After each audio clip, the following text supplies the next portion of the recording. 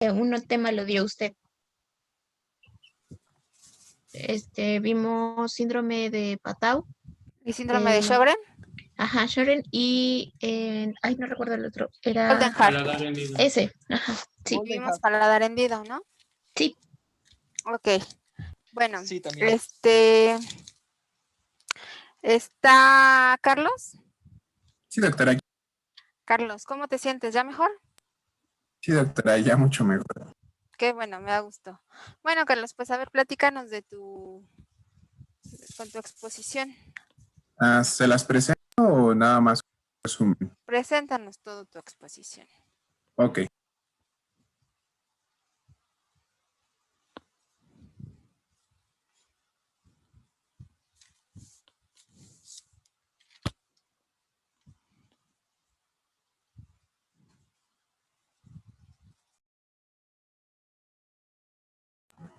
Bien, entonces, como recordarán, el síndrome de Golden Heart, pues forma parte de las anomalías del primero y segundo arco branquial durante la etapa fetal.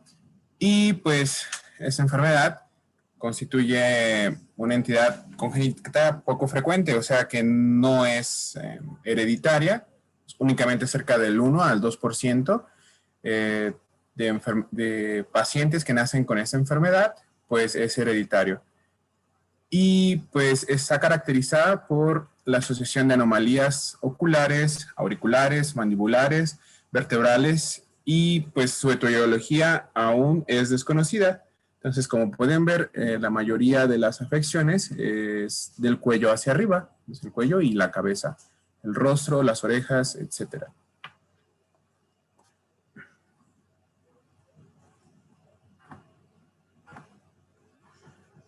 Como ya se mencionó, pues la causa exacta aún es desconocida, pero existen diversas hipótesis, ya sea por un defecto, trauma o exposición intrauterina a diversos factores. Y bueno, en algunos casos donde existe una aparición dentro de lo congénito, pues se discute la herencia y pues se determina como un patrón de herencia múltiple, autosómica dominante, recesiva o multifactorial, aunque en su mayoría es dominante. Alguna también de las causas asociadas, podemos encontrar el uso de cocaína por parte de la madre durante el embarazo, así como factores ambientales como los insecticidas, herbicidas, y también diabetes materna, embarazos múltiples, y también el uso de reproducción asistida. Son como algunos de los más frecuentes. Ahora, tiene una incidencia que se estima en 1 de cada 25,000 nacidos vivos, y pues el trastorno genético que existe en los casos que aparecen de forma esporádica se presenta en 1 de cada 3,500 o 5,000 recién nacidos vivos. Y tiene una mayor afección en varones que en mujeres. Algunos de los síntomas o características que podemos encontrar en esta enfermedad, pues va a ser el desarrollo incompleto o defectuoso de las regiones malar, maxilar y o mandibular, pues del lado afectado. Entonces tienden a tener asimetría en el rostro de estas personas. También el desarrollo incompleto de la musculatura del lado afectado, y pues también se puede asociar a agenesia de la parótida de un lado. Como podemos observar en algunas imágenes, vamos a encontrar la mandíbula pequeña, fisura del labio superior, o mejor conocido como labio leporino. Algunas veces las orejas tienden a ser pequeñas, como pueden ver, o ausencia de las mismas. Y pues también vamos a encontrar anomalías vertebrales, como podemos ver de este lado. Y pues es dentro de lo más común. También hay malformaciones del cráneo, como la cabeza muy pequeña, encefalocele, entre otros. Y algo que cabe recalcar es la discapacidad intelectual, que esta no tiende a verse afectada. Únicamente del 5 al 15% de los casos presentan discapacidad intelectual, dentro de algunos síntomas que no son relacionados a la parte cefálica del paciente. Algunos tienden a tener anomalías del pulmón, en los riñones y anomalías del corazón. Esto es importante ya que el pronóstico en los pacientes, pues cuando tienen algún tipo de estas malformaciones fuera de la cabeza, pues obviamente el pronóstico es desfavorable. El diagnóstico se puede realizar durante el embarazo mediante la ecografía y algunos estudios genéticos. Esto únicamente vamos a encontrar las malformaciones en el cráneo, en la mandíbula, pero únicamente eso. No hay como tal un estudio específico. Y ya al momento de nacer es necesario hacer todo, pues estudios de imagen. Las características son muy notorias, pero pues hay que conocer realmente cuál es el estado de las estructuras, ya que esto puede afectar en la alimentación del paciente. Y también pues se considera consultarlo con diferentes médicos, incluyendo cirujanos plásticos, para poder mejorar la calidad de vida del paciente. ¿Hasta aquí tienen alguna duda, alguna pregunta? No. Ok. Entonces, como pues ya les mencioné, no suele acortar la vida ni la inteligencia, solo a menos que se presenten ciertas complicaciones. Y pues los padres y miembros de la familia necesitan ponerse en contacto pues tienen que estar bien informados, ¿no? Para saber cómo pueden ayudar y apoyar a su hijo. Y también tiene que, es un paciente que requiere mucha atención y pues va a ser visto por diferentes especialistas, entre ellos pues el pediatra, el cirujano plástico, el ortopedista, oftalmólogos, otorrinolaringólogos, estomatólogos, todo esto para cambiar, modificar, arreglar su rostro para que quede pues lo más normal posible, ¿no? Las correcciones quirúrgicas deben indicarse lo antes posible y sobre todo por esa parte que les mencionaba, que a veces las malformaciones son tales que impide la alimentación correcta y pues también para que pueda mejor, en algún punto, pues obviamente cuando es recién nacido no tiene problemas con el habla porque los bebés no hablan, pero sí para que en lo futuro no tenga ningún problema para poder comunicarse, ya que las alteraciones a nivel maxilar pueden impedirle el habla correcto. Y pues eso sería todo. ¿Tienen alguna duda o pregunta? No. ¿Me puedes repetir las 3 características principales del síndrome? Clínicamente hablando.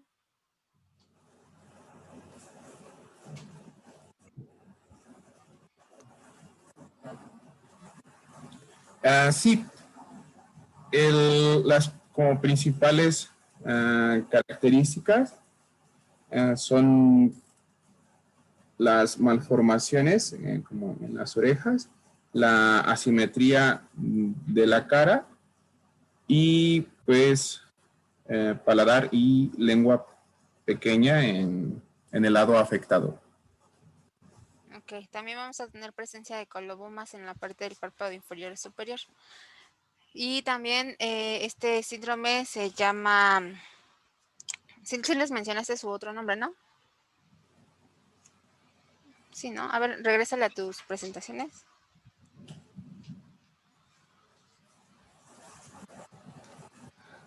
Ah, al principio,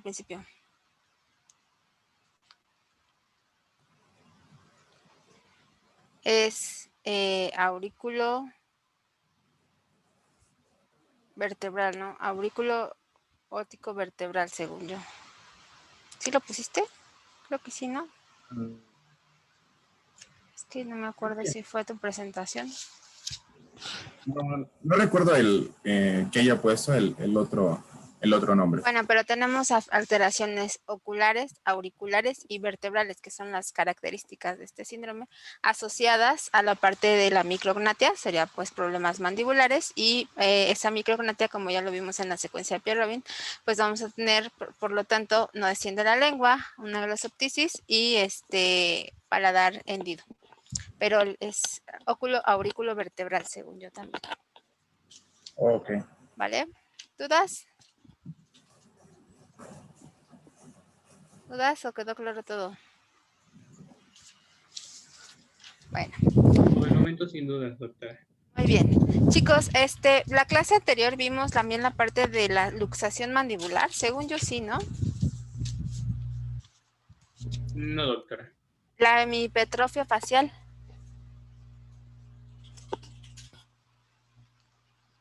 Les voy a poner la presentación y ustedes me dicen.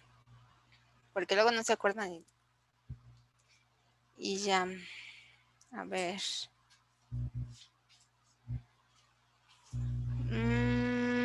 Vimos solamente hasta aquí, hasta el paladar hendido. Después no vimos esta hemihipertrofia facial. No, No, esa no lo vimos. No, No, doctora. doctora. Nadie eso lo sí no expone lo aquí, vimos. ¿verdad?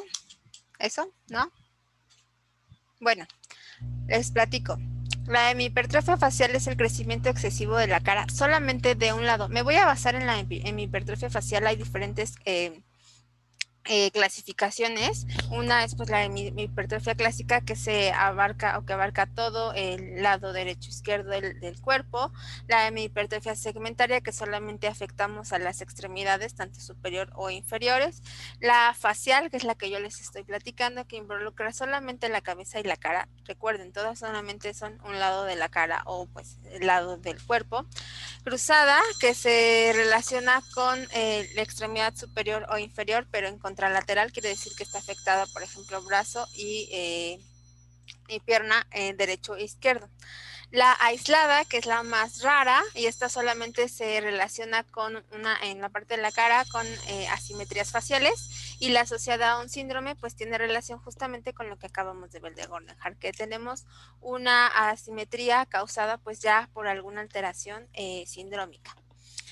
En este caso, pues como ya les mencionaba, la hemihipertrofia facial es la que va a afectar solamente a un lado de la cara, va a afectar todo. En este caso puede ser lado derecho, puede ser lado izquierdo, no tiene prevalencia por ninguno de los dos lados, no tiene predominio por los dos lados, tiene una prevalencia de 1 en cada de 14,000 a 86,000 nacimientos, y se asocia más a la parte sindrómica, es mucho más frecuente en el sexo femenino. ¿Y cómo lo vamos a diagnosticar? Bueno, en cuanto a la etiología, se ha demostrado que tenemos desequilibrios hormonales, anomalías cromosómicas, que pues está relacionado con la parte sindrómica, alteraciones en el desarrollo intrauterino. Recuerden que cuando hablábamos de esa secuencia Pierre-Robin dijimos que había una posición del feto inadecuada, que se llama hiperflexión cervical, y eso podía generarnos una alteración en el desarrollo y crecimiento de las estructuras. En este caso, pues esta alteración de las estructuras está relacionado justamente con una hemihipertrofia que puede ser leve, moderada o severa.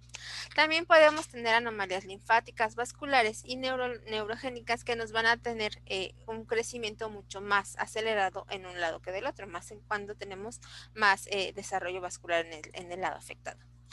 En cuanto a les decía, ¿cómo se va a diagnosticar? Pues debemos de nosotros verificar las manifestaciones clínicas. Esto es en mi hipertrofia facial, solamente es importante relacionarlo cuando, observarlo cuando tenemos relación con algún síndrome. Todos, la mayoría de las personas somos asimétricas, pero esta asimetría va a implicar no solamente las estructuras o ciertas estructuras particulares como los ojos o la boca, un poco la nariz, sino va a afectar todo, la parte de los huesos, la parte de la piel, los músculos, las secreciones, la lengua, las papilas, todas las estructuras. Me estoy basando, les digo, en la parte de la cara. Entonces, los huesos, hueso frontal, maxilar, paladar, mandíbula, el hueso alveolar, el hueso, el de los cóndilos, puede ser derecho o izquierdo, todos estos tejidos van a tener un crecimiento mayor. También la piel va a ser mucho más gruesa, el pelo va a ser mucho más espeso y más abundante y también mucho más grueso. Las secreciones sebáceas, sudoríparas y salivales van a ser mucho más, van a tener mucho más producción estas glándulas. Los oídos y el ojo también les decía que pueden aparecer con un tamaño mucho más grande de lo normal, y la lengua en este punto puede ser que solamente un lado esté afectado, o en la hemihipertrofia facial sí se puede encontrar la lengua completamente con una macroglosia, como está el caso del síndrome de Down. Hay un aumento de tamaño en las papilas, en particular las papilas fungiformes, que van a verse más abultadas. Las raíces te van a ver de los dientitos y las coronas de los dientitos se van a ver mucho más amplios. Y entonces, verificando clínicamente todas las estructuras, por ejemplo, aquí en la imagen, podemos nosotros dar un diagnóstico. Obviamente debemos de descartar alteraciones de neoplasias, alteraciones como por ejemplo, si fuera una parotiditis, alguna enfermedad viral, pero en este caso es muy claro y muy característico que todas las estructuras están afectadas. A diferencia de, por ejemplo, si tenemos parotiditis, no tenemos unas coronas de los dientes mucho más grandes de un lado que del otro, o no tenemos el pelo más espeso en esa zona, ¿de acuerdo? Entonces hay que diagnosticar bien este tipo de anomalías. Estas anomalías les mencionaba que, bueno, se relacionan más con la parte sindrómica. Aquí también tenemos una imagen importante. Este es un caso leve de una asimetría facial dada por una hemihipertrofia facial. En este caso, pues bueno, tenemos un crecimiento exagerado del lado derecho de la paciente. Van a ver que también las coronitas, aunque aquí no se alcanza a notar muy bien, son mucho más grandes que las del otro lado. El ala de la nariz es mucho más amplia, el pelo es mucho más espeso, la orejita también está de manera diferente, y esta está causada pues justamente por una alteración congénita en la parte del desarrollo de las estructuras. Entonces, esto no tiene relación con síndromes. Entonces, esta sería una hemihipertrofia facial aislada, a diferencia de la del síndrome de Goldenhar, que tenemos una hemihipertrofia facial o una asimetría facial relacionada con síndrome de Goldenhar. ¿Cómo vamos a hacer un tratamiento de estas afecciones? Pues es sencillo. Vamos a tratar la parte que nos puede afectar. Por ejemplo, esta asimetría facial, después de un tiempo, pues vamos a tener que hacer tratamientos quirúrgicos para dar y ayudar al crecimiento de las estructuras sin que haya una alteración mayor. Entonces debemos de ser evaluados por un cirujano plástico, por un cirujano maxilofacial y un cirujano que nos ayude a guiar el crecimiento de estas estructuras. La mayoría de los tipos de hemihipertrofia facial son leves cuando son aislados, y por lo tanto no tenemos ningún problema más que algún defecto estético. En cuanto al pronóstico, pues ya les decía que si es aislada, pues no vamos a tener ningún problema, por lo tanto el pronóstico de esta afección es totalmente bueno. Pero si está relacionado con un síndrome, pues debemos de verificar a qué síndrome está asociado y si tenemos buen pronóstico en relación a ese síndrome, ¿de acuerdo? Por ejemplo, el síndrome de Goldenhar, pues tenemos muy buen pronóstico, no tenemos afecciones más allá de la parte óptica o de los colobomas, y entonces al tener también un tratamiento del síndrome, pues vamos a tener un buen tratamiento para la hemihipertrofia. Podemos guiar estas estructuras a que vayan creciendo y a detener el crecimiento, sí, la parte ósea, para que esta asimetría facial a lo largo de la vida pues no sea tan notoria, ¿de acuerdo?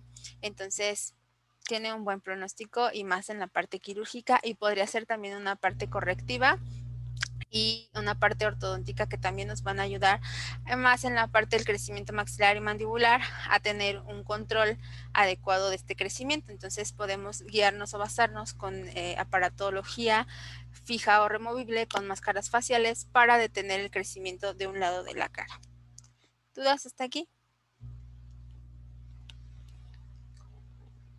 ¿Cómo a qué edad, bueno, a qué edad sería como el mejor punto para realizar la intervención quirúrgica o eso ya lo va a determinar Depende el de la hipoquirúrgico? severidad, exacto. Depende de la severidad. Siempre es importante verificar qué tanto está creciendo y hay que hacer primero una evaluación de qué tanto está creciendo el lado afectado.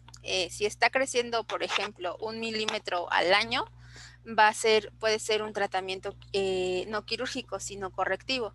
Y si está creciendo más de 3 milímetros, pues ahí sí necesitaríamos hacer una evaluación de qué estructuras están afectadas y cómo lo vamos a contrarrestar y qué edad sería la indicada para la cirugía. Yo creo que ahí sí lo debería determinar cada caso particular.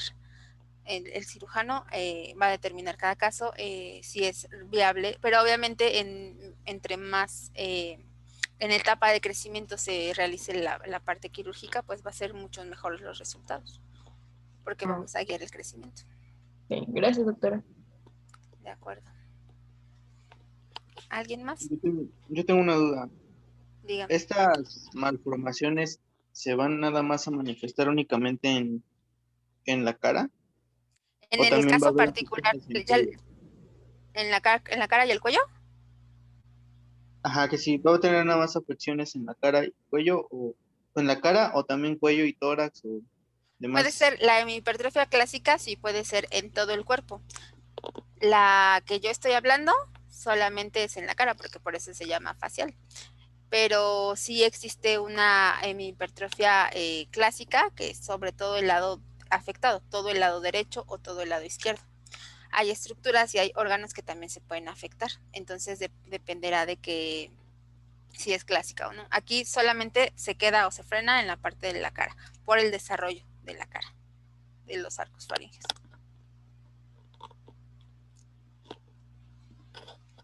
¿Sí Y quedó? bueno, estas manifestaciones pueden manifestarse desde de nacimiento, o hay una edad específica en la que se van a poder observar más. Pueden observarse desde el nacimiento. Obviamente al inicio en el nacimiento, si es una hemihipertrofia leve, no vamos a poder darnos cuenta si realmente tenemos una asimetría, que es lo primero que nos vamos a dar cuenta. La mayoría de las personas lo notan después de los 3 años, cuando ya hay estructuras de la cara totalmente formadas, o que la mandíbula ya está tomando su posición, el condilo también, el lado del cabello, todo esto ya como que toma formita y la carita, y entonces es cuando se dan cuenta realmente. Entonces después del 2, 3 años es cuando empiezan a notar este tipo de alteraciones. Yo he notado que se han encontrado más en 5 o 6 años, como la niñita que está aquí. Es más o menos cuando nosotros podemos ya determinar que tenemos una hemihipertrofia. Antes puede ser solamente una asimetría facial. Y eso es también porque es más difícil hacer, por ejemplo, radiografías o tomografías a los bebecitos para ver cómo está creciendo esos huesitos. Entonces, a esta edad que ya son más cooperadores, pues podemos hacer también los estudios pertinentes, que podría ser una radiografía o una tomografía, para evaluar la densidad ósea y el crecimiento óseo de un lado y del otro. Aquí se nota mucho el huesito malar, la mandíbula. ¿De acuerdo? Entonces, se puede notar desde el nacimiento, pero para dar un diagnóstico, sí, yo creo que la mayoría de los diagnósticos se pueden dar después a una edad escolar, como a los 5 o 6 años. Gracias. De nada. ¿Alguien más?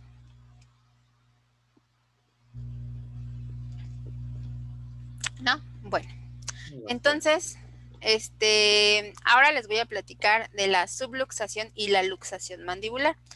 La diferencia entre una subluxación y una luxación mandibular es que en uno vamos a tener el desalojo de este cóndilo de la mandíbula más allá de la eminencia articular, y la subluxación es simplemente que queda atrapado en esa eminencia articular.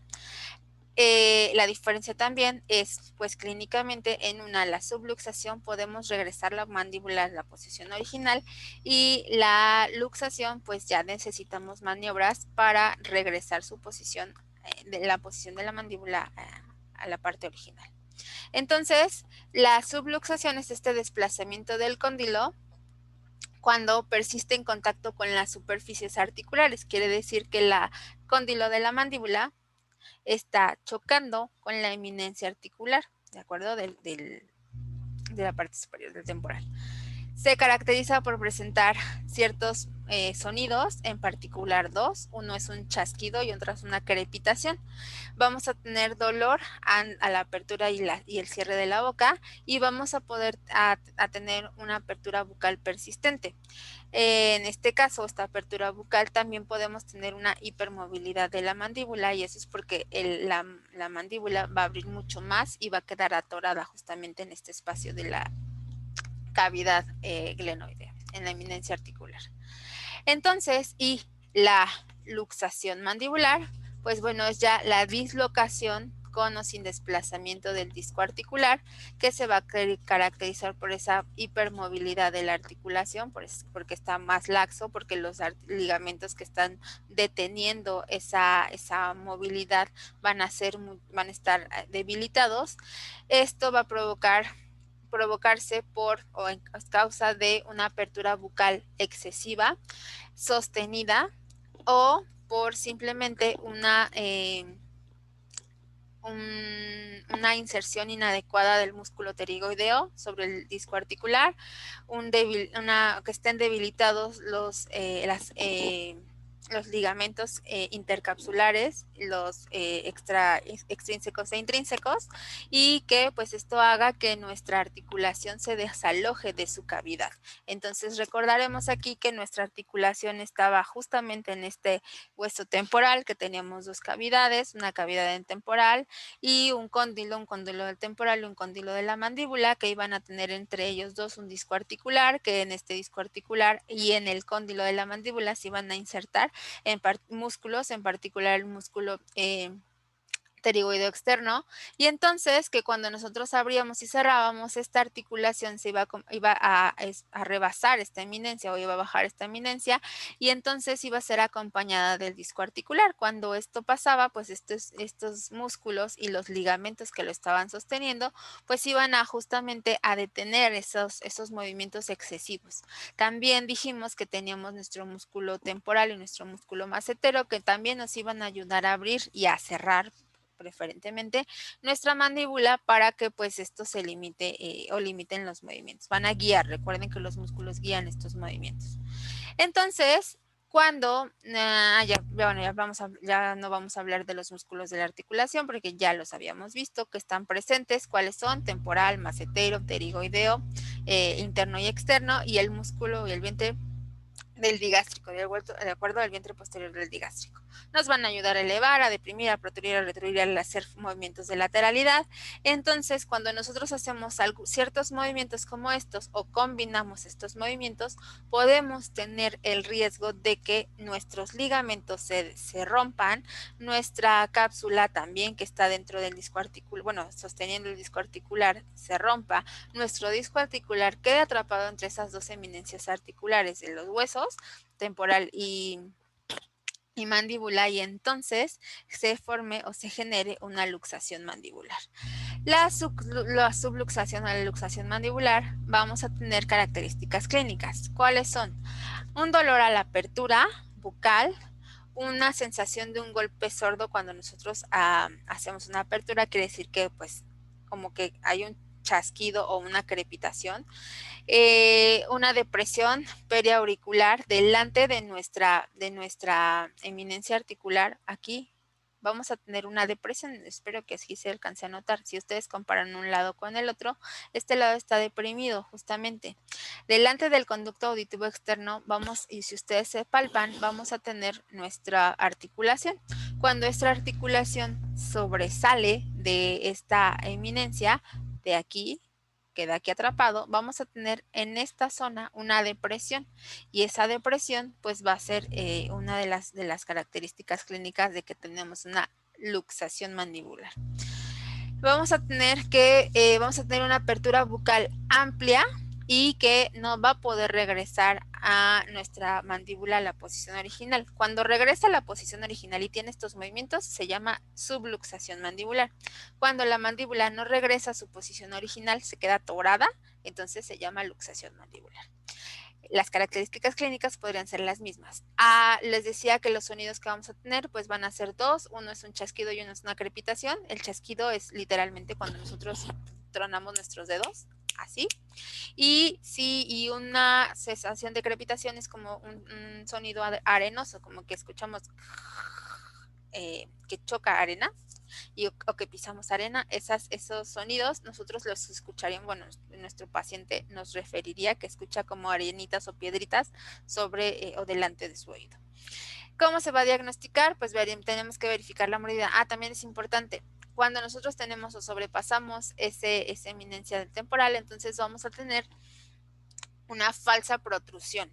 Quiere decir que la mandíbula, cuando está atorada en esa parte o en esa eminencia o sobrepasa esa eminencia, vamos a tener una mandíbula mucho más protruida, o sea, hacia adelante, que va a hacer que nuestra mordida no sea la adecuada. Quiere decir que nuestros dientes superiores no estén por detrás o por delante o en borde a borde con los dientitos, sino que la mandíbula va a estar totalmente adelantada a nuestros dientes superiores.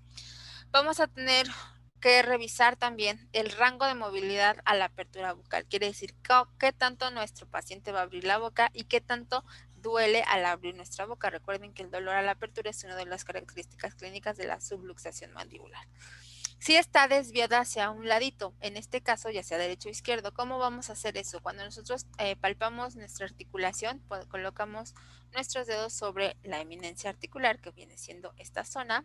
Nosotros tocamos esa zona con nuestros dedos índices y entonces vamos a hacer que el paciente abra la boca, y al abrir la boca escuchamos un clac, un tronido, o la mandíbula sentimos que se desvía hacia el lado derecho o el lado izquierdo, hay una subluxación mandibular. Esos 3 puntos van a ser una subluxación, una crepitación, un chasquido o un movimiento de lateralidad desviado. Quiere decir que la mandíbula se va hacia el lado derecho o el lado izquierdo. Es muy, muy común, porque cuando nosotros abrimos la boca debe de ir en un plano recto.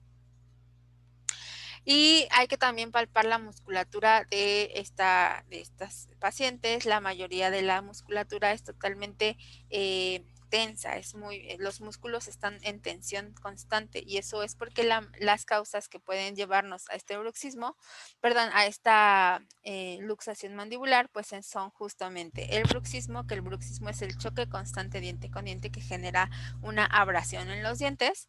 Vamos a también relacionarla con una osteoartrosis, que bueno, en este caso pues ya está relación con la articulación meramente, o con algún traumatismo.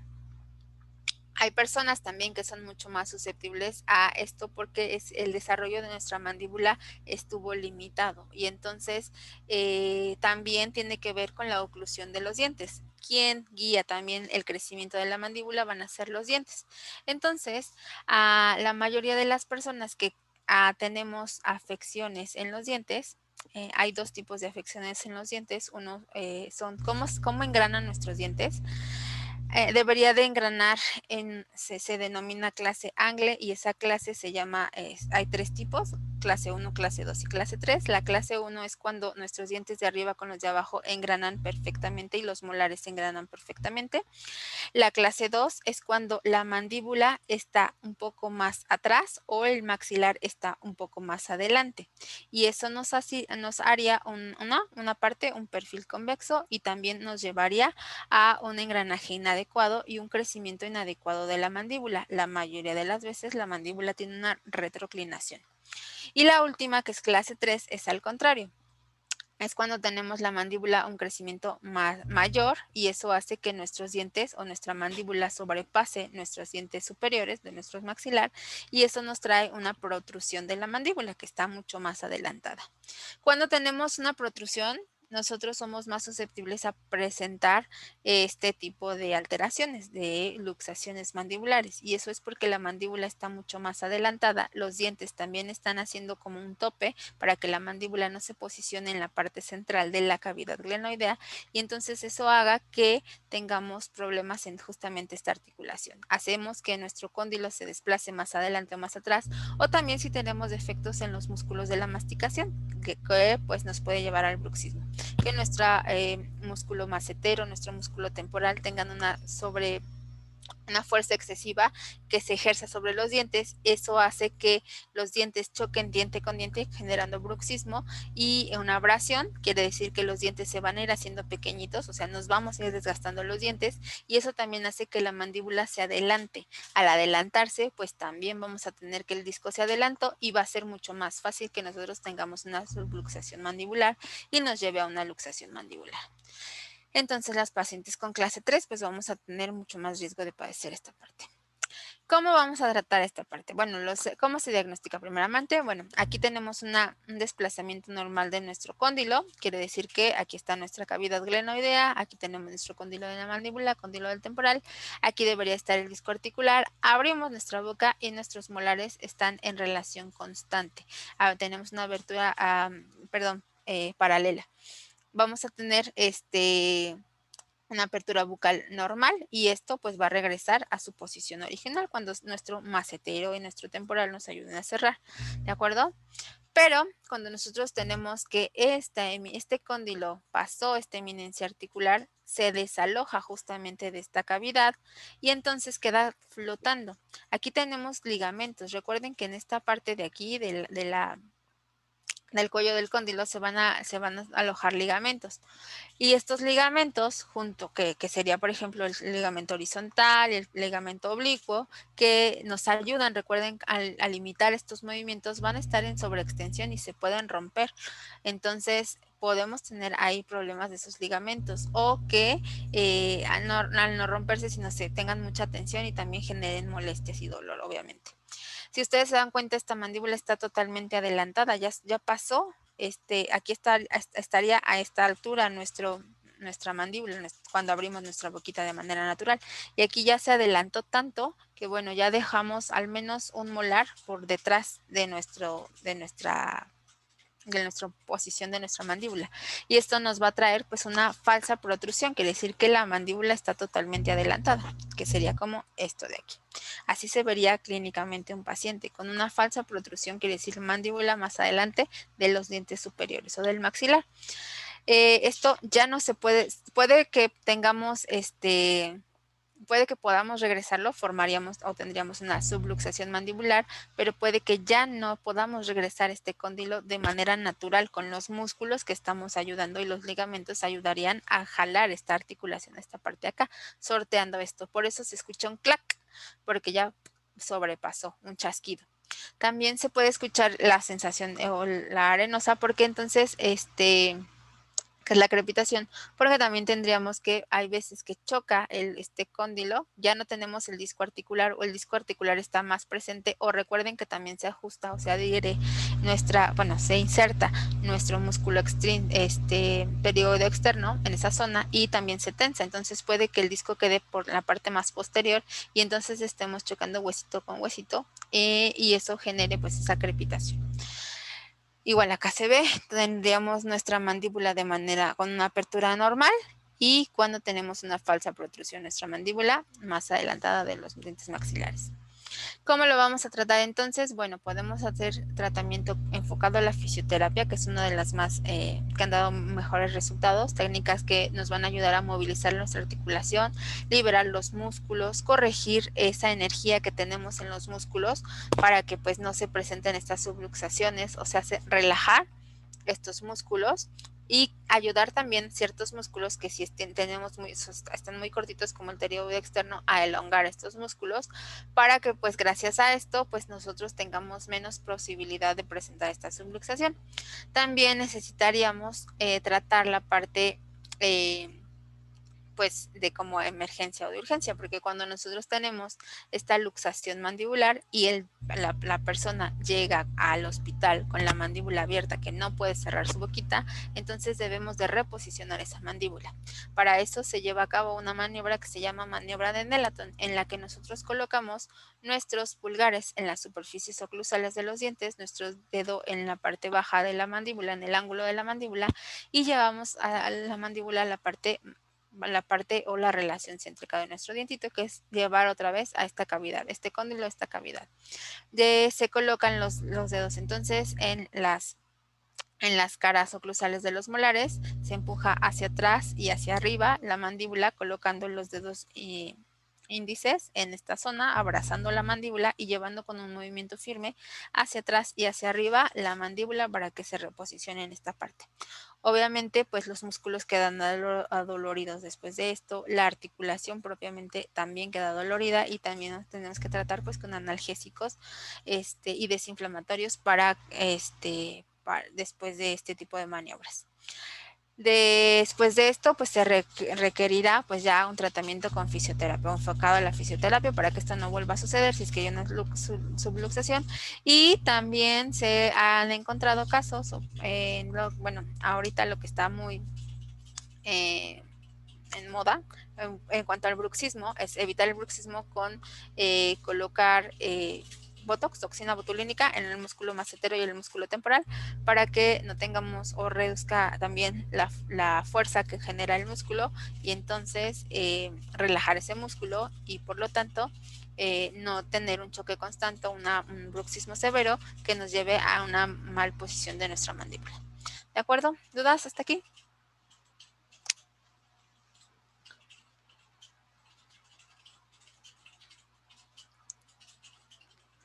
No. Ok, bueno, ahora les platicaré de la anquiloglosia. La anquiloglosia es una alteración en la formación de nuestro frenillo lingual. Nuestro frenillo lingual, recuerden que nuestra lengua se forma gracias a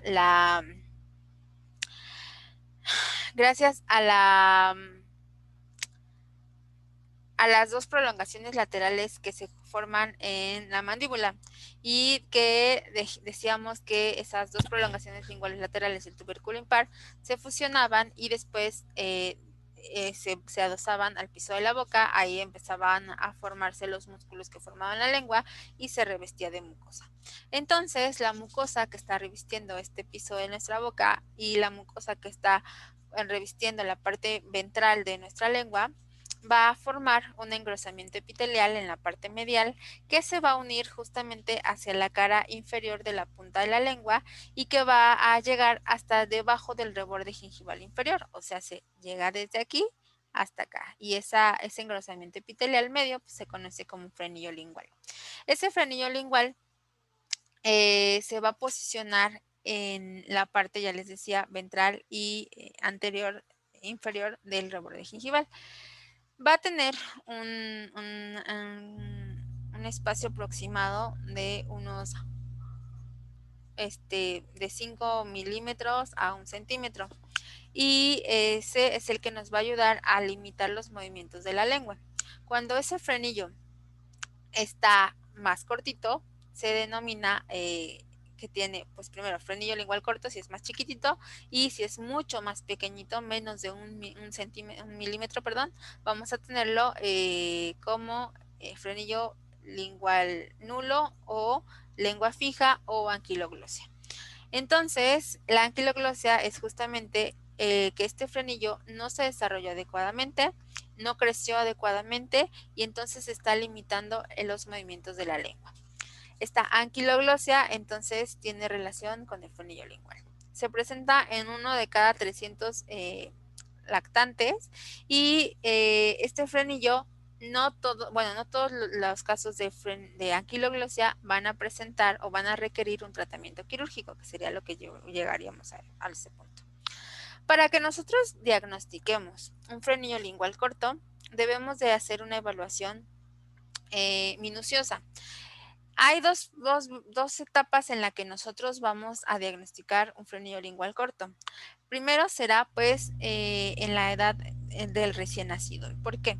Recuerden que nuestra lengua va a tener o va a realizar movimientos naturales que se desarrollan y que deben de estar ya presentes o ya desarrollados cuando el bebé nace, porque la lengua nos va a ayudar a la parte de la deglución. Entonces, la respiración, la succión, todos estos movimientos son movimientos reflejos naturales que va a tener pues nuestra boquita y que deben de estar ya preparados. Nuestra lengua entonces tiene movimientos de extensión, quiere decir que la lengua se sale, sobresale, de elevación que toca el paladar, de lateralización que puede irse hacia un lado derecho o izquierdo y hace movimientos peristálticos que son movimientos ondulantes que tiene la lengua y esos movimientos peristálticos van a llevar el alimento hacia la parte posterior para que pues ahí ya se podamos deglutir.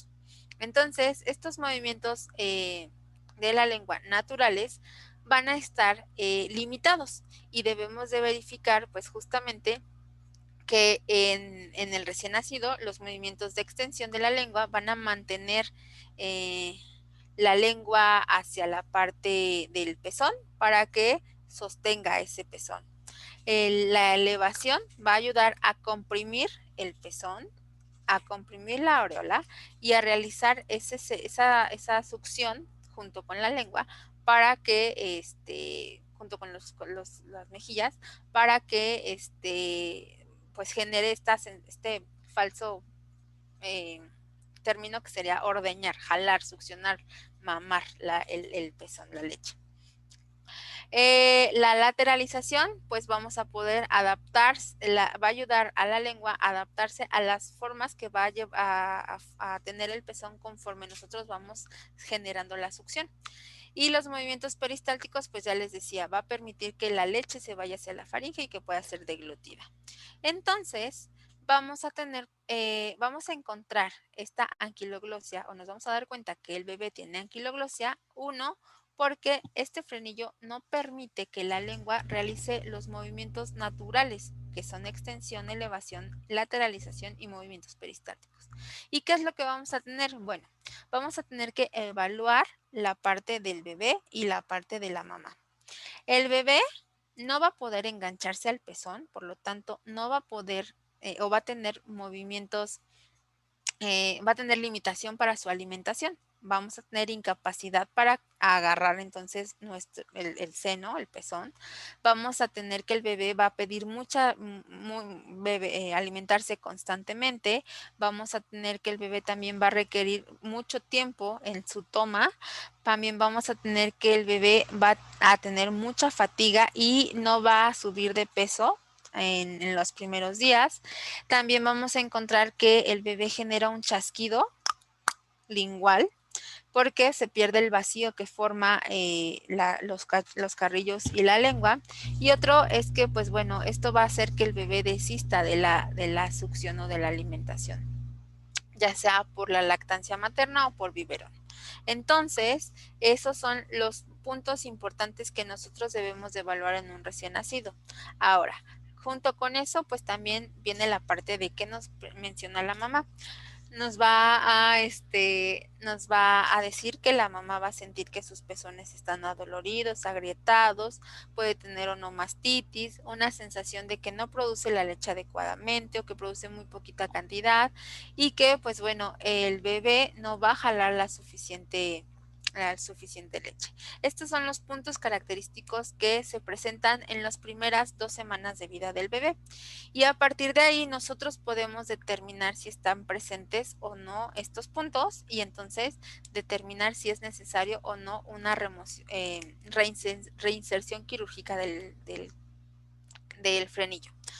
Entonces hay una escala que se llama, o para realizar el diagnóstico, hay una escala que se llama escala de Hasselbacher.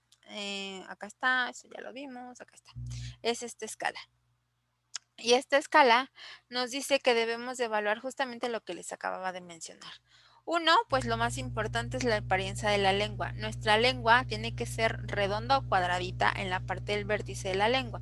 Si nosotros tenemos una pequeña hendidura en la punta, puede ser un punto importante, pero si tenemos una lengua en forma de B completamente y de corazón en la parte medial, que sería como este de acá, aquí si nosotros sobreextendemos la lengua, voy a poner una que no es, pero se paría como este punto, como esto. Entonces nosotros vamos a tener que realizar la remoción quirúrgica. Entonces esta escala debemos de llevarnos justamente a que si nosotros cuando tensamos nuestra lengua, acá me voy acá, aquí, ve recién nacido, vemos el frenillo. Si se pone isquémico y si no permite que nosotros con una gasa podamos mover esta lengüita, entonces es necesario colocarle aquí en la escala el punto 0, ¿de acuerdo? Entre menos puntos tengamos, más se va a llevar a cabo la reinserción quirúrgica.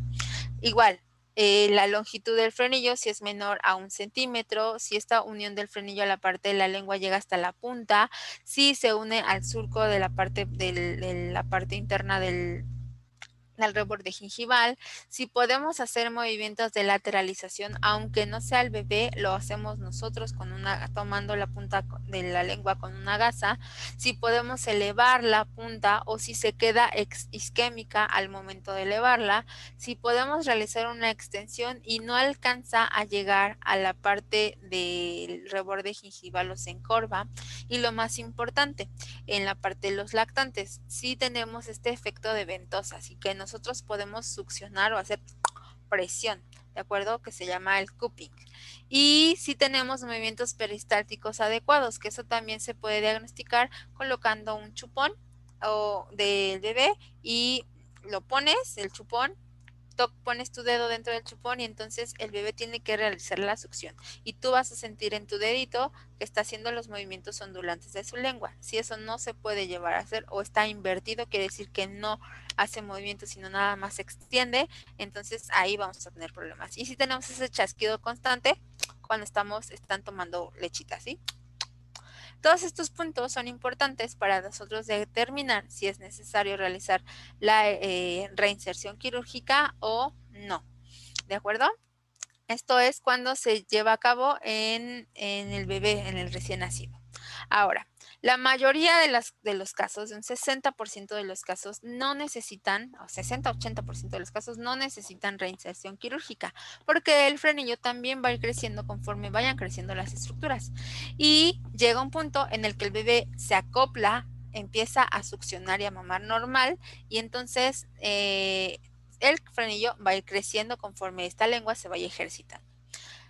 Y entonces, si sobrepasamos ese punto, llegamos al siguiente punto en el que cómo podemos también diagnosticar este anquiloglosia o este frenillo corto, que en este caso ya sería un frenillo corto porque ya no está totalmente fija, porque ya pudimos sortear esta parte. Frenillo corto, entonces hablaríamos de que ese frenillo sí se extendió, pero no a la longitud que debería de llegar. Y entonces tenemos problemas para articular ciertas palabras.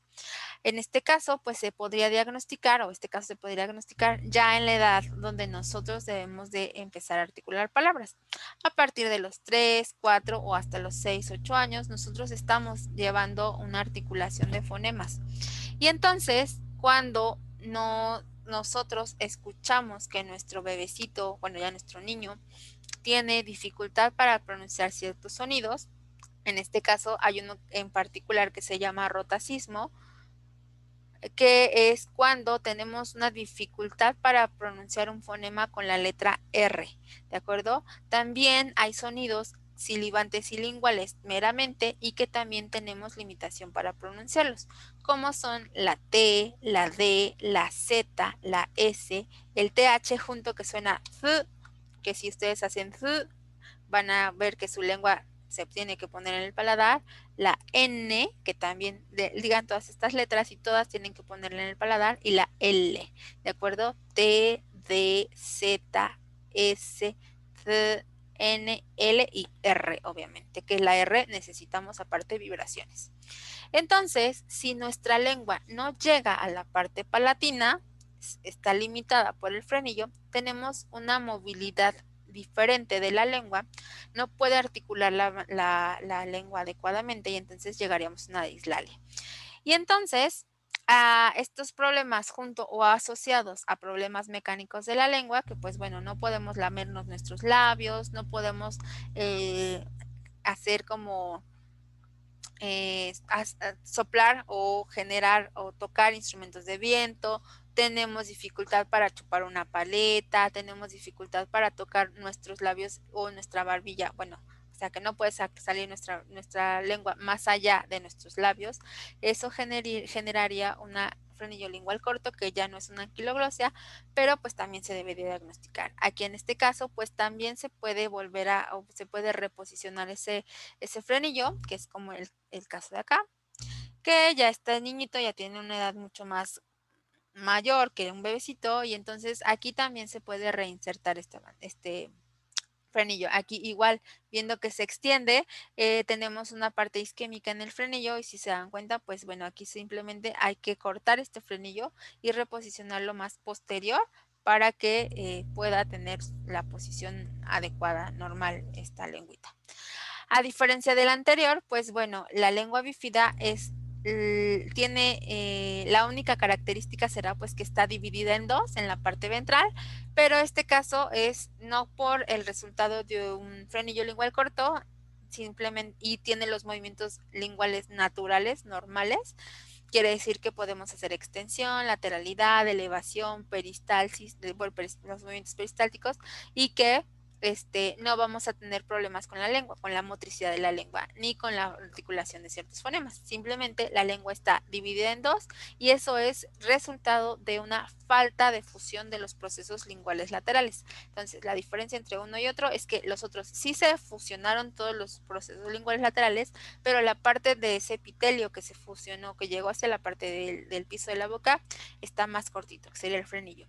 Y ahí sí tenemos limitación, porque el frenillo justamente frena los movimientos naturales de la lengua. Acá el frenillo está totalmente normal, no tenemos limitación de movimientos, y por lo tanto podemos articular, hablar, deglutir todo sin manera normal, y este tipo de lengua no requerirá ningún tratamiento, ¿de acuerdo? No hay que confundir uno con el otro, y por eso es importante hacer la escala de Hasselbecker, ¿de acuerdo? ¿Dudas hasta aquí?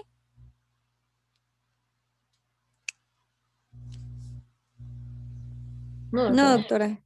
Muy bien. Ahora sí, ¿quién va a exponer? Glositis romboidea media. Sí, me toca a mí. Según yo, Cintia, ¿no? Sí. Ok. Adelante, Cintia.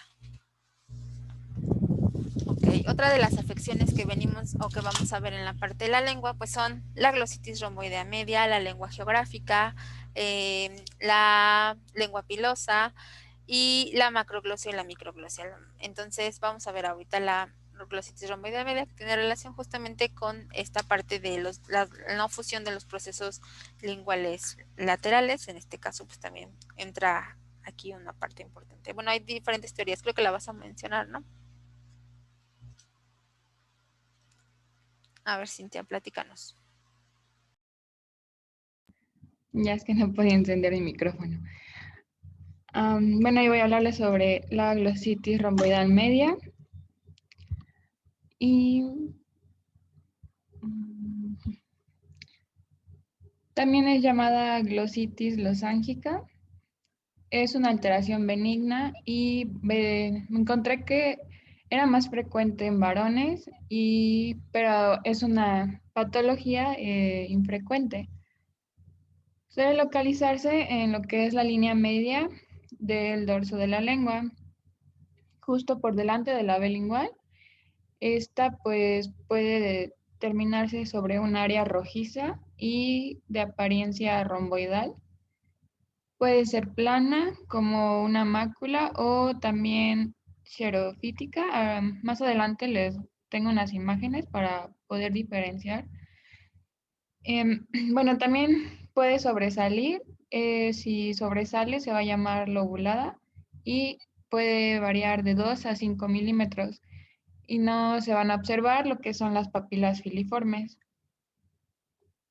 Su etiología puede ser de origen embriológico, Creo que es más frecuente por Candida albicans y puede también ser producida o provocada por diabetes mellitus o factores predisponentes. Como ya he mencionado, es una patología poco frecuente y bueno, el sexo que se veía más afectado pues eran los varones. Para su diagnóstico pues va a ser más como en la revisión clínica y también puede ser por estudios histopatológicos. Bueno, como ya he mencionado, va a estar en lo que es la parte posterior del dorso de la lengua y raramente va a aparecer paramedial.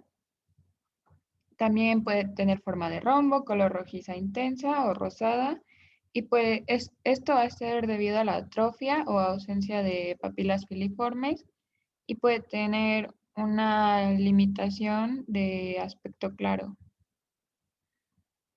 Pasando a sus formas clínicas, pues puede ser atrófica o macular, es decir, no va a tener elevaciones. Y también puede ser hiperplásica o exofítica.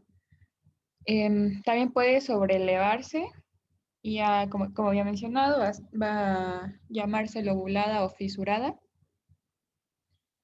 Y bueno, en lo que es esta glositis romboidal media, no se va a transmitir de un individuo a otro, a menos que la otra persona se encuentre en un estado de inmunosupresión. Y bueno, en general, puede ser presentada por cándida en la cavidad bucal y bueno, puede ser un componente normal de la flora microbiana. Bueno, aquí están las imágenes de las que les había hablado. En la primera, pues podemos observar lo que es la glositis atrófica o no elevada. Y en la segunda, pues la hiperplásica o exofítica. Y pues la lobulada, pues ya, pues sí presenta elevación y sí se ve, es más notorio. Puede, se debe realizar su diagnóstico diferencial porque puede confundirse con un hemangioma, así como un granuloma piogénico o hasta por un carcinoma. En cuanto a los fibromas, pues van a ser lesiones nodulares que pueden ser provocadas por algún traumatismo y es común de lo que es el tejido blando intraoral. Se ve con mayor frecuencia en los labios. En cuanto a los lipomas, pues son tumores benignos de tejido adiposo y es poco frecuente en la cavidad oral. Se dice que son suaves, móviles y generalmente con fluctuaciones. Pueden ser de color amarillento. También vamos a tener los quistes de retención de mucosa.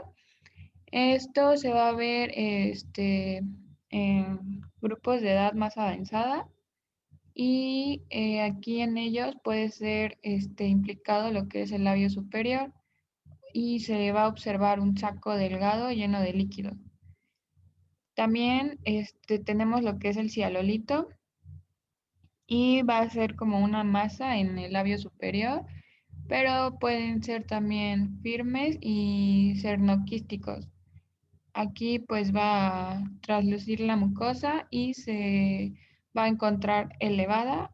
Se dice que es indolora y a la palpación pues va a estar como dura. Para su tratamiento, en cuanto a la glositis romboidal media sintomática, puede ser simplemente un control por medio de fotografía clínica y si presenta ardor se debe de evitar alimentos condimentados. También se le puede dar antifúngicos, similar al tratamiento de candidiasis oral. Y se recomienda el reemplazo del cepillo de dientes o cualquier dispositivo oral que pueda producir una reinfección. También, si el paciente es portador de prótesis dentales, debe tratarse con antifúngicos Y en general, pues evaluar la salud del paciente para ver que no esté inmunosuprimido. También, pues sí son recomendados los antifúngicos y se van a utilizar de mayormente la nistatina, el clotrimazol, fluconazol y también puede ser ketoconazol. También estos van a disminuir la proporción de cándida, pero pues no siempre ayudan a disminuir la apariencia de este, de esta glositis. Y pues también si presentan muchos síntomas como el dolor lingual, otalgia o disfagia, pues también se puede realizar una investigación más a fondo y también realizarse una biopsia para descartar alguna neoplasia. Y bueno, en general eso es todo. No sé si tengan alguna duda.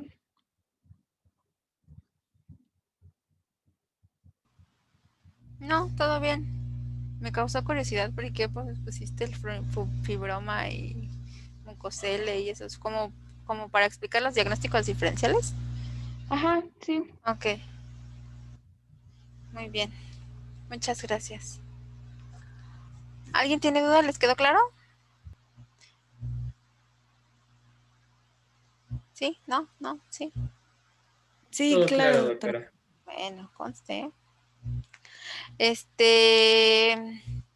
Entonces, pues bueno, es una afección que nos afecta solamente la parte central de la lengua, es donde estaría nuestro tubérculo impar, donde se está fusionando con estos dos procesos linguales laterales. Entonces, ahí en esa zona, por eso se ve como un rombo, por eso se llama romboidea media, está en la parte medial, y entonces nos afecta más a las papilas que están justamente en esa zona, y en particular las papilas filiformes.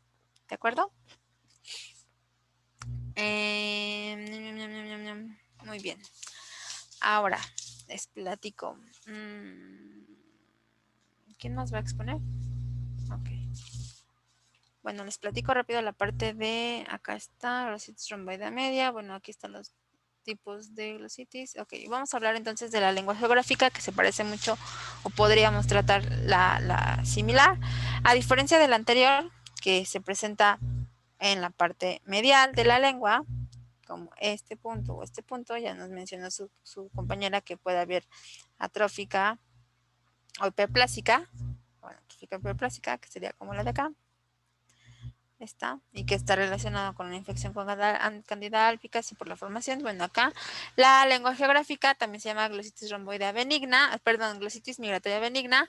En este caso, pues tenemos que es una inflamación de la lengua, en particular de las zonas de la papila, donde se encuentran las papilas. Están esas zonas depapiladas, esa superficie del dorso está con un tamaño diferente, se descama mucho más frecuentemente. También tenemos poca queratina o está desqueratinizada esa zona. Tenemos bordes blancos y eritematosos alrededor y en todo el dorso de nuestra lengua. Este tipo de lengua, a contrario de lo que se pudiera pensar, es indolora. No tenemos dolor aparente. Puede causar irritación, sí, porque las estructuras están mucho más susceptibles o más sensibles. Tenemos áreas de papiladas, por lo tanto no tenemos problemas en la acumulación de ciertas queratina y por lo tanto afectará más a las papilas filiformes. Entonces, áreas de descamación sin queratina, con bordes blancos a su alrededor y enrojecidos o eritematosos en el dorso y en los bordes laterales de la lengua. Esta lengua geográfica es migratoria, quiere decir que puede migrar de un lado a otro. Puede estar primero en la parte ventral, luego en la parte dorsal, luego en la parte lateral. Les decía que las papilas más afectadas son las papilas filiformes. En toda esa zona, recuerden que todo el dorso de nuestra lengua tenemos papilas filiformes. Pero también se inflama. Este tejido o este epitelio se inflama. Y eso nos puede generar estas pequeñas islas, ¿de acuerdo? Con un borde blanco y una superficie, un eritema alrededor, ¿de acuerdo? Se pueden presentar como superficies lisas o si está demasiado inflamado, pueden presentar alguna ligera inflamación, o sea, los bordes van a estar ligeramente elevados. Las causas se desconocen, aquí se ve mucho más clarito, se desconocen, pero hay factores que nos pueden predisponer. En este caso, el estrés es uno de ellos. El estrés es el principal factor causal. La deficiencia de vitamina B también se ha encontrado y la inmunosupresión. También alguna enfermedad dermatológica como la psoriasis, la dermatitis o alguna alergia cutánea nos puede llevar a una lengua geográfica. También por alguna irritación con ciertos alimentos o alguna intolerancia alimentaria. Y si nosotros tenemos hábitos de alimentación, como comemos alimentos muy calientes, muy picantes o demasiado condimentados, puede exacerbar las lesiones. Quiere decir que si ya tenemos lesiones presentes, que serían como por ejemplo estas que son leves, pueden llegar a presentarse como estas, o exacerbarse como en este caso. En este caso, se dan cuenta, no tenemos ninguna papila filiforme. Sí tenemos fungis, pero no tenemos filis. Por eso se van a ver como lengüita, como fresita, porque solamente las fungiformes están presentes, pero las filiformes no. Tenemos esos bordes blancos a su alrededor y una zona eritematosa también alrededor. No tenemos queratina en esta parte. No duele. Hay 4 tipos de este tipo de lengua geográfica que cuando ya se presenta en la boca, o sea, tanto en la lengua como en las superficies de la mucosa bucal, se va a conocer como estomatitis geográfica. Tenemos la tipo 1, que es simplemente cuando tenemos una lengua geográfica, no presentamos ninguna lesión en la cavidad bucal.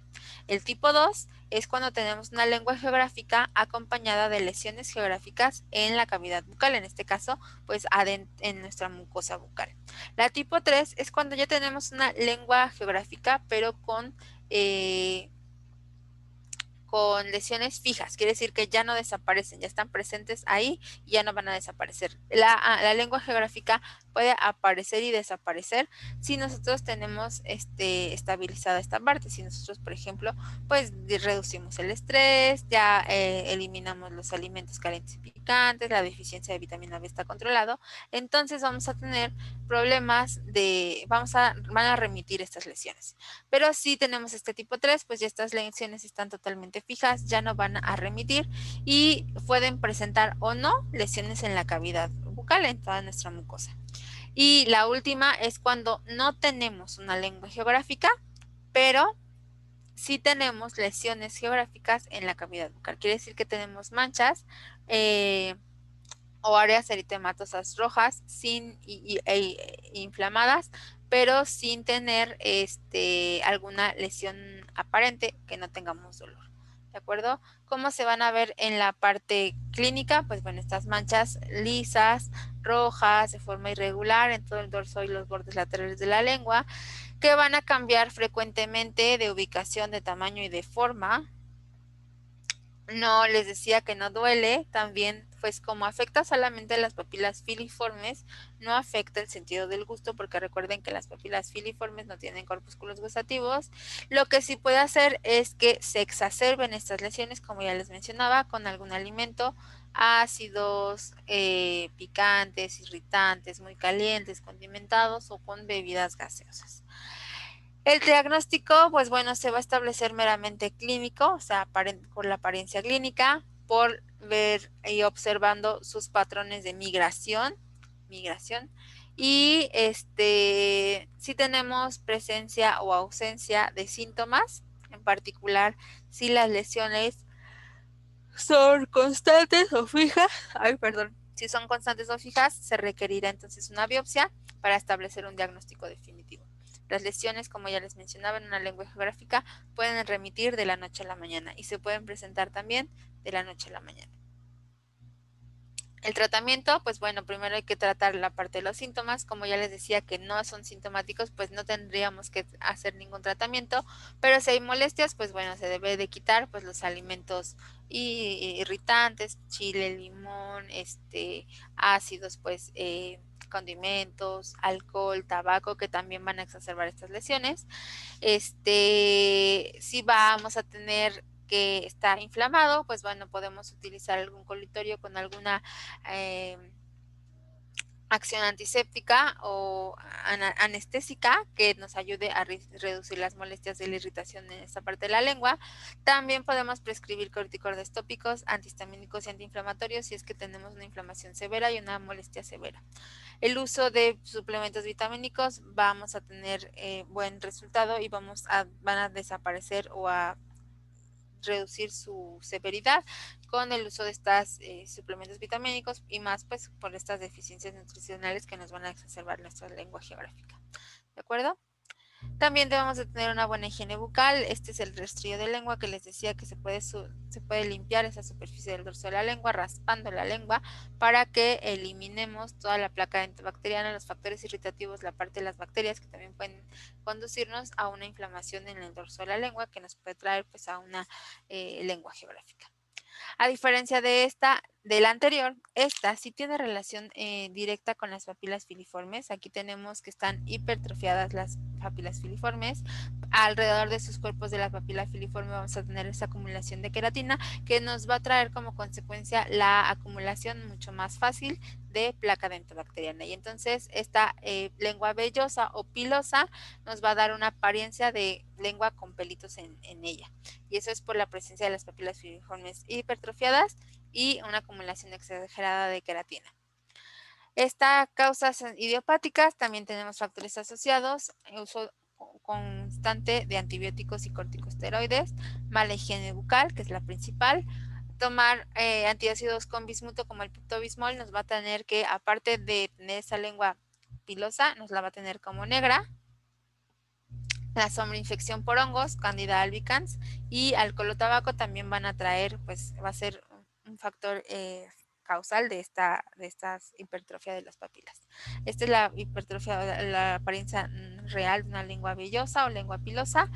Va desde el blanco hasta el amarillo, puede llegar a marrón o negro, y más en relación con, les decía, con estos antiácidos con bismuto. Se presenta solamente en el dorso de la lengua, que es donde tenemos las papilas, desde la parte de las papilas caliciformes hasta la punta del vértice de la lengua. Respeta entonces los bordes laterales y la punta de la lengua, porque ahí no tenemos papilas. La sensación podemos tener una sensación urente de dolor o ardor en la parte de la lengua, y esto es más por la irritación que puede generar estas vellosidades, entre comillas, hacia el paladar. Se irrita o se puede irritar tanto con el paladar, con las arrugas palatinas y con los incisivos o los dientitos. Y pues nos puede generar una parte importante que sería una halitosis, un mal olor de la boca. El diagnóstico también es meramente clínico, no necesitamos ninguna biopsia. Si hay biopsia, pues bueno, vamos a encontrar que hay una hiperkeratosis en las papilas filiformes, numerosas bacterias creciendo en la superficie epitelial, y la única diagnóstico diferencial que podemos tener aquí pues puede ser con una leucoplasia, que a diferencia de esta pues no se desprende de manera fácilmente, y pues esta ya pues podría ser tener signos de malignidad, pero pues en el estudio histopatológico no vamos a encontrar ninguna lesión más allá de las papilas filiformes con hiperkeratosis.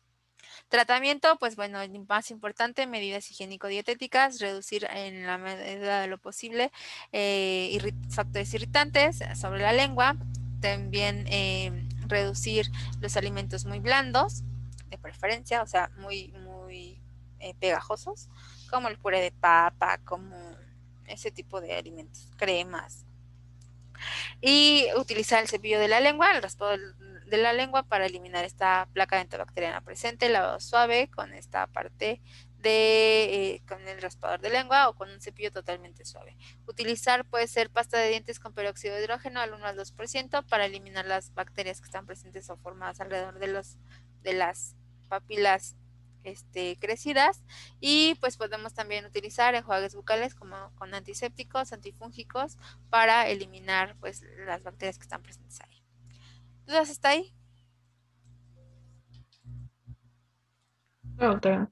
No, Yo sí doctora. tengo una pregunta. Dígame. Con respecto a la lengua geográfica, bueno, ahora entiendo es este tipo de lesiones con falta de queratina que pueden migrar o no. Ajá. Pero cuando la lengua tiene múltiples grietas en toda su Ah, extensión, ¿cuál es? esa se llama lengua fisurada. La lengua fisurada es una consecuencia de una lengua geográfica con una evolución crónica y puede formar esas grietas sobre la lengüita. Eso ya se extiende más allá a de la mucosa especializada de revestimiento y eso ya puede generar lesiones porque literalmente se separan las dos estructuras o la parte de la lengüita y en esas grietas puede haber irritación y dolor. Pero eso se llama lengua fisurada. Bueno, es que yo padezco de eso, pero nunca he sentido ningún tipo de dolor. Y bueno, de que recuerdo que cuando estaba más pequeño, pues sí estaba menos, ¿no? Pero actualmente, pues sí es como muchas grietas, pero no genera ningún tipo de molestia. No, pues es que o sea, pues es que va a sonar como muy X, pero como si tú naces con ese tipo de lengua, tú te acostumbras a eso, a tenerlo eso ahí presente. No es una afección, o sea, realmente la lengua fisurada puede ser hereditaria y no estar generando realmente alguna limitación de tu lengua. Entonces solamente es porque el tejido de revestimiento tiene inflamación secundaria y entonces genera pues estos agrietamientos, pero realmente hay personas que sí tienen dolor. Yo tengo pacientes que tienen dolor en sus lenguas fisuradas, pero más cuando, por ejemplo, comen mucho ácidos. Por ejemplo, tengo una paciente que cada que come piña se le fisura más la lengua, entonces le duele, pero es por eso. Entonces, digo, tú has de estar muy jovencito, pero conforme va avanzando el tiempo, pues nuestras fisuras se van profundizando y entonces vamos a tener un poquito más de dolor. Pero los pacientes aprenden a vivir con ello. No hay que hacer ningún tratamiento. Realmente es una variación de lo normal de tu lengua. Ok, perfecto. Muchas gracias. De nada. ¿Alguien más?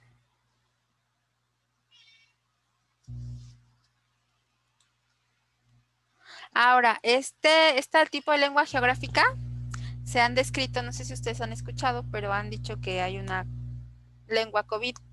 Bueno, la lengua COVID es justamente la lengua geográfica. No es un síntoma nuevo.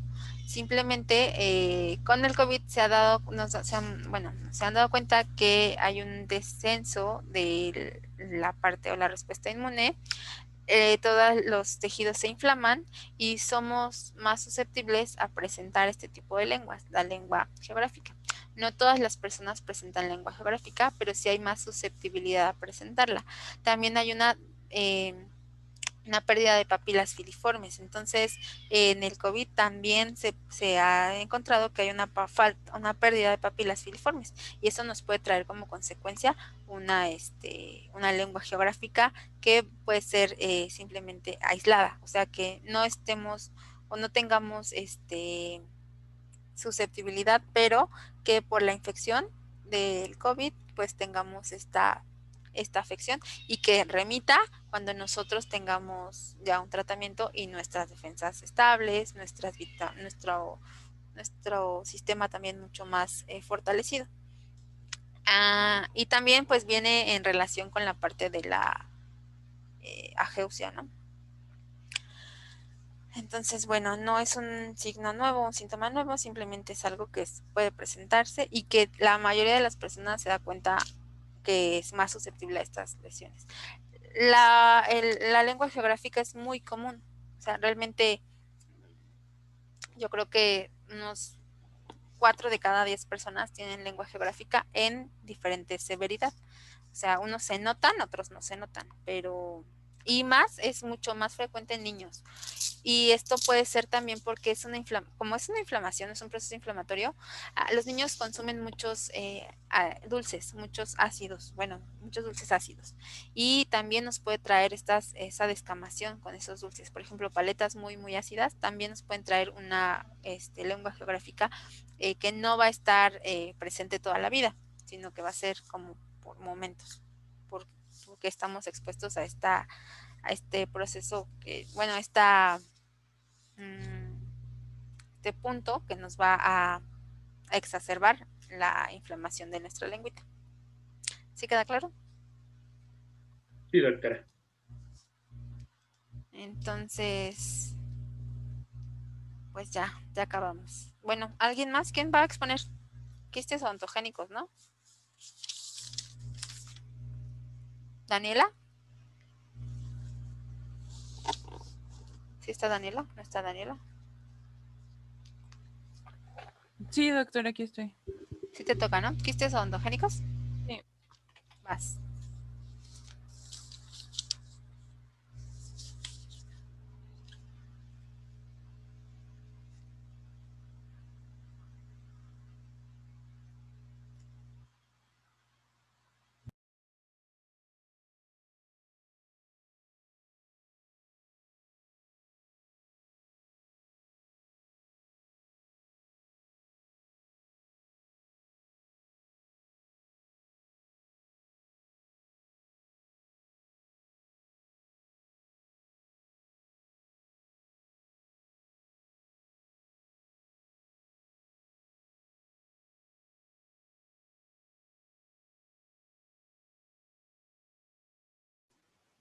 Bueno, yo les voy a hablar de quistes odontogénicos. ¿Sí me escucho?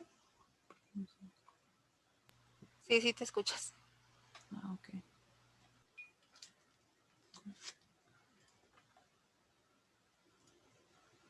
Bueno, primero pues un quiste pues va a ser el revestimiento de la luz y pues va a derivar del epitelio, puede ser producido durante el desarrollo del diente. Se va a definir quiste como una cavidad normal revestida del epitelio que va a contener material líquido o semilíquido. Y también se va a definir como una bolsa conectivo epitelial tapizada en su interior por epitelio y recubierta pues en su cara externa por tejido conectivo, y este va a contener pues líquido o también puede ser semilíquido. Los quistes pues van a producir signos y síntomas significativos, especialmente pues cuando se hacen grandes o se infectan. Y pues su estructura fundamental va a ser primero la pared exterior o la cápsula, un revestimiento epitelial y una cavidad central o su luz. En clasificación se va a dividir en tres. En los primeros van a ser los de restos de malases. Estos pues también van a ser llamados restos de la vaina radicular o de Hertwig, y van a ser restos que van a persistir en el ligamento periodontal después de complementar la formación de la raíz del diente. Los segundos van a ser del epitelio reducido del esmalte, y pues va a ser un epitelio residual que va a rodear la corona del diente, y después de complementarse la formación del esmalte. Y los últimos van a ser los restos de la lámina dental, y esos también pueden ser llamados restos de cerres. Van a ser islotes y tiras de epitelio que se van a originar en el epitelio oral, van a permanecer en los tejidos y después van a inducir pues el desarrollo del diente. Primero vamos a ver los quistes derivados de los restos de malases. Primero vamos a empezar con el quiste periapical. Este va a ser un quiste odontogénico, va a ser de origen inflamatorio, que va a ser precedido por un granuloma periapical también crónico, y va pues a haber estimulación de los restos de malases. Puede también puede estar presente en la membrana periodontal, aquí como se ve en la imagen. La mayoría pues de estos quistes van a aparecer en el vértice de la raíz, como se ve en la imagen, y a veces pueden aparecer pues en el ápice de los conductos accesorios. El tamaño va a variar, pero casi siempre van a medir menos de 1 centímetro. En una radiología se va a presentar como radiolucidez, va a estar redondeada, va a estar bien circunscrita, y en el vértice de la raíz pues se va a ver pues el diente y ahí el quiste. En la histopatología, pues primero se va a caracterizar por la cavidad revestida del epitelio. Va a ser un epitelio plano, no queratinizado. Y estos quistes van a estar inflamados y suele haber neutrófilos en el revestimiento epitelial. Aquí podemos ver también la imagen.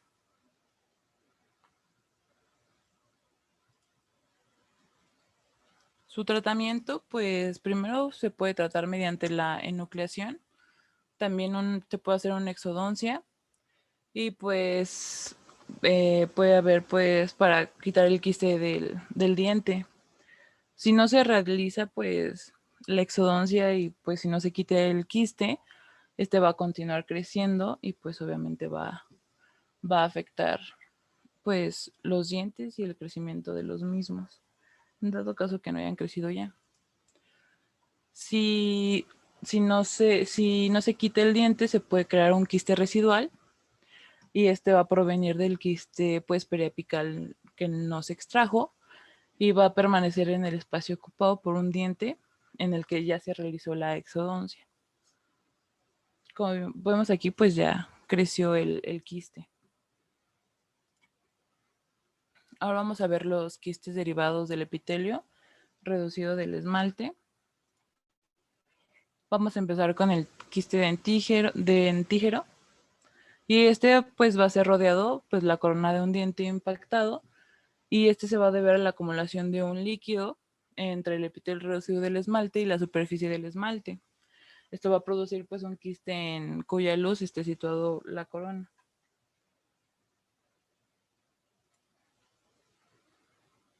Este va a ser asintomático, puede producir pues tumefacción o dolor, pero ya en casos muy avanzados. Solamente pues obviamente si ya es bastante grande o si llega a inflamar. También se puede formar pues alrededor de la corona de un diente, impactado o incrustado. Y pues clínicamente se va a aparecer en ausencia de al menos un diente. En las radiografías se pueden presentar como radiotransparencias. Van a estar bien circunscritas, que van a rodear la corona de un diente. Y pues también la interfase con el hueso circundante va a poseer una capa cortical. Y este quiste pues puede desplazar al siguiente y va pues creo que no puede desplazar al diente que sigue. También puede estar asociado pues en dirección caudal en la mandíbula y en el maxilar se puede hacer hacia arriba o hacia atrás. Aquí se ve en esta imagen justamente.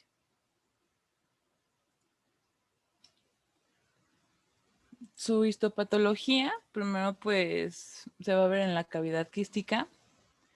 En el quiste dentígero pues va a estar revestida por una capa relativamente uniforme de epitelio plano estratificado, no queratinizado. Va a medir de 2 a 10 células de espesor y pues según su tipo de inflamación, que ya sea aguda o crónica y su intensidad, puede ser leve o grave, el revestimiento pues puede convertirse en hiperplásico o atrófico o ulcerado. Su tratamiento va a ser también mediante enucleación quirúrgica. En el caso de los molares, pues el diente asociado suele extraerse en el momento de enuclear el quiste. Y en el caso de los caninos del maxilar superior, el quiste puede ser escindido o marsupializado y el diente se lleva a su posición correcta sin ser extraído. Y pues en la arcada con ayuda de un aparato ortodóntico. Solamente se acomoda y no se quita el diente, solamente se quita el quiste. El quiste de erupción va a ser igual a un quiste odontogénico. Ay, perdón. Pues sus características histológicas van a ser de un quiste dentígero Igual se va a rodear por una corona del diente. Obviamente aquí se va a ver que hay una erupción a través del hueso, pero no del tejido blando, y se va a presentar clínicamente como una masa blanda fluctuante sobre la cresta alveolar. En la clínica pues va a variar, se va a pues, desarrollar en el tejido blando, como ya lo habíamos dicho. Se va a presentar como una tumefacción fluctuante de la cresta alveolar y más común, y en la radiografía va a ser radiotransparente intraósea. Aquí no encontré una radiografía, pero casi se ven, se ven como un hueco entre pues las encías.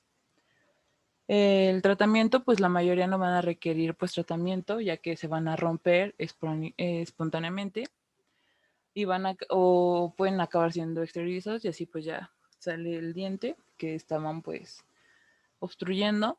Y pues los que no evolucionan, o sea, no se rompen, pues se puede romper quirúrgicamente y se va a tratar simultáneamente el quiste y pues ya va dejando que el diente pues afectado haga erupción. Vamos a ver los quistes derivados de la lámina dental.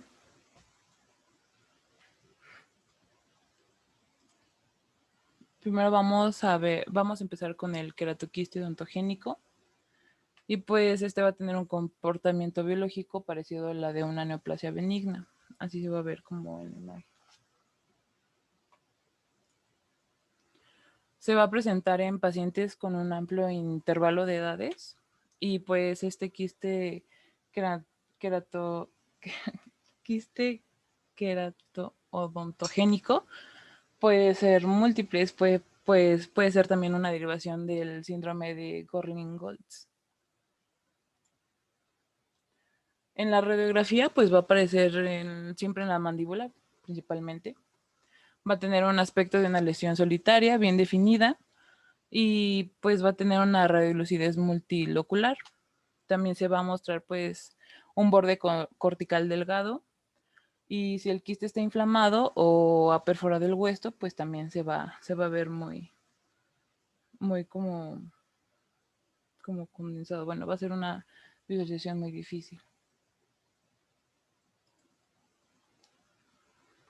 Su histopatología pues se va a presentar como un revestimiento delgado y uniforme del epitelio escamoso ortoqueratinizado.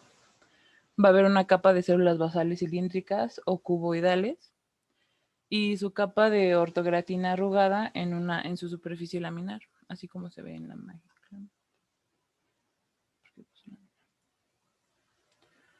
Su tratamiento va a ser la enucleación quirúrgica y en los casos de pues, la perforación extensa de la mandíbula se va a emplear una resección quirúrgica y esto se va a hacer pues usando la marsupialización y si no se logra el tamaño de los queratoquistes solamente, pues si no se hacen más pequeños se va a usar eso. Vamos a ver también el quiste periodontal lateral. Va a ser un quiste odontogénico. Va a ser embrionario, de crecimiento lento, no va a ser expansivo. Va a ser derivado de uno o más restos de la lámina dental. Y va a contener un revestimiento embrionario de 1 o 3 células cuboidales y espesamiento en las placas. Pueden ser pues focales característicos. En la radiología pues se va a ver una transparencia solitaria y pequeña, va a estar bien delimitada y va a ser menor de 1 centímetro de diámetro. Va a tener una cápsula delicada localizada entre las raíces de los dientes vitales y pues sus localizaciones más frecuentes en la sección maxilar va a ser en la región premolar y en la mandíbula entre el camino y el...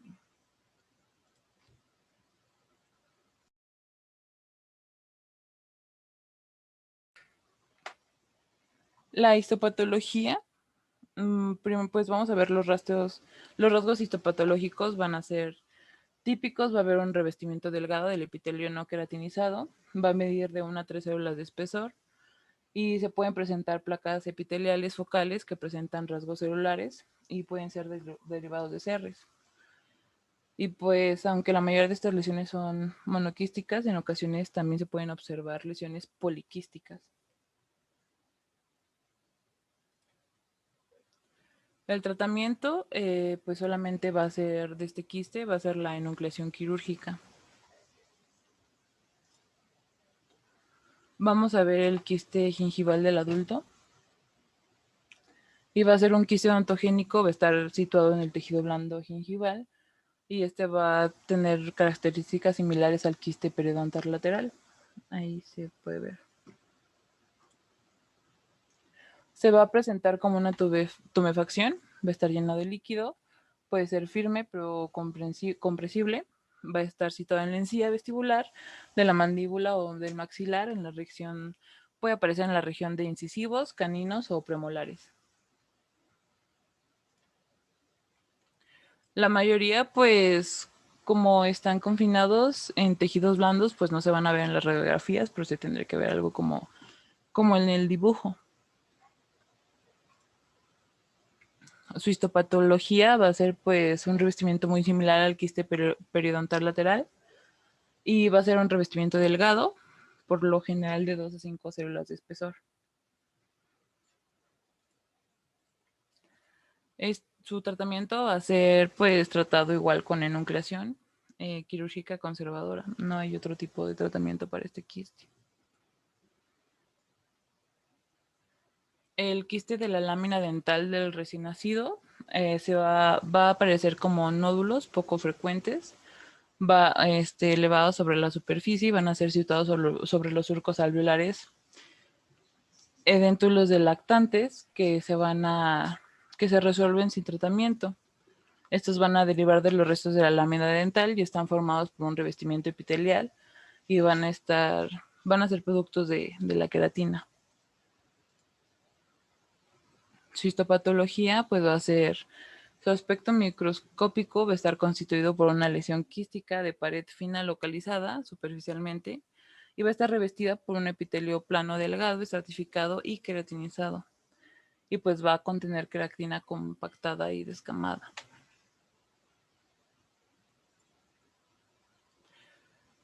Ahora vamos a ver el quiste odontogénico glandular y este va a ser pues muy grande, va a ser solitario y va a ser multilocular.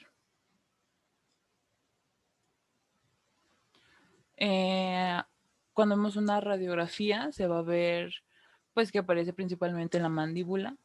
Su aspecto pues puede ser como las lesiones son grandes, se va a ver luego y se va a presentar una red de lucidez bien definida, unilocular o multilocular. Su histopatología pues va a tener un revestimiento epitelial plano, delgado, de espesor pues relativamente uniforme y puede presentar espesamientos epiteliales focales como remolinos. También va a tener una sola capa de células cilíndricas o cuboidales y estas van a revestir las estructuras glandulares. Y pues su tratamiento también se va a hacer mediante enucleación, resección quirúrgica o legrado. De hecho, casi todos los quistes su tratamiento va a ser ese. No va a haber otra forma, si no, pues van a seguir comprometiendo el diente. Y ya eso es todo, no sé si tengan alguna duda.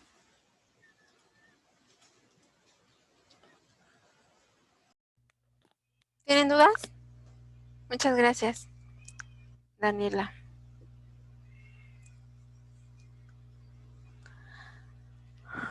¿Les quedaron claros de dónde vienen las tres lugares de donde vienen? Que este tipo de quistes tiene un revestimiento epitelial, una luz, y que bueno, derivan justamente de los restos de Serres, los restos de Malacés y los restos el epitelio reducido del esmalte, que los restos de Serres son los restos de la lámina dental y los restos de Malacés son los restos que derivan de la vaina radicular de Herwig, que recuerden que cuando se formaba el cemento se adhería y se rompía esa vaina y entonces esos restos epiteliales van a derivar estos quistes. ¿Quedaron claros? Sí, Sí, doctora. ¿Todo bien? Bueno, entonces, bueno, antes de... yo creo que ya, ¿quién me falta? Luis, ¿verdad? Luis Enrique. Sí, doctora, todavía falta la mía. ¿La vamos a ver de una vez o ya No, sería yo creo la... que nos esperamos a la siguiente clase, porque nos quedan 10 Va, minutos. ok. Ajá, yo creo que la vemos la siguiente clase. Y la siguiente clase también nos va a exponer su Jelly, Sí, va a exponer parotiditis, parotiditis. ajá, y Ana Emilia va a exponer los quistes no odontogénicos. Ok, quistes no odontogénicos. Ajá, Perfecto. si quieres me mandas un mensaje y te mando cuáles son, para que no te vayas como a todos los que están ahí. Sí, doctora. ¿Sale? Bueno. Listo. Entonces la siguiente clase nos platica parotiditis, Suyeli, Luis Enrique, angina de Ludwig, según yo, Sí, doctora, y me asignó Ana ese. Emilia, los quistes no odontogénicos. Muy bien. ¿Dudas de algo que hemos visto hasta ahorita? No, doctora. No. No. Perfecto. ¿Alguien sabe cuándo nos toca hacer el examen?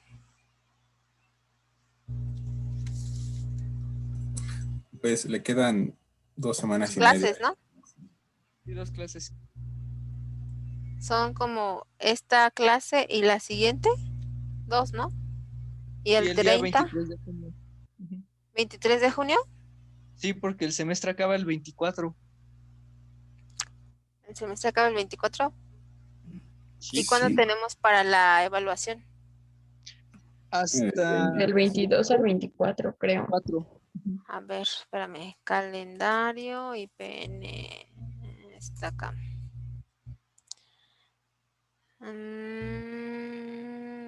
Escolarizado.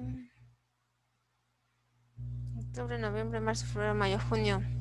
Del 22 al 24, registro de evaluación extraordinaria. Ok. Entonces el 23 hacemos el examen. Entonces solo tenemos la siguiente clase para terminar. ¿Hoy es 9? Ajá, Sí, tenemos la hoy es 9. siguiente. Entonces les voy a dar tema a todos de una vez. Sí. Ya me falta muy poquito. Entonces hablamos de angina de Ludwig, parotiditis, quistes no odontogénicos. Después Cassandra nos habla de las fracturas de Lefort. ¿Facturas? Fracturas. Fracturas de Lefort. Laisha nos platica del torus mandibular y exostosis. ¿Me lo puede repetir otra vez, por favor?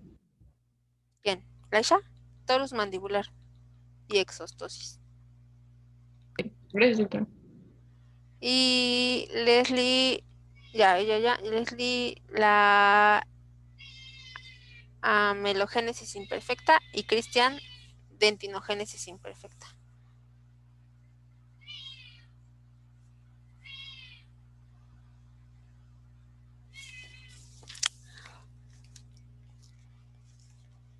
¿Estás? Sí, doctora. Entonces, si vamos a exponer todos la siguiente clase y todavía yo les voy a platicar, entonces cada una debe de durar al menos 10 minutos. Son temas sencillos, entonces yo creo que no van más allá de 10 minutos, pero bueno, 15 minutos para que todos tengamos oportunidad de platicar. Si no, vamos a tener que terminar nuestras exposiciones el día 23.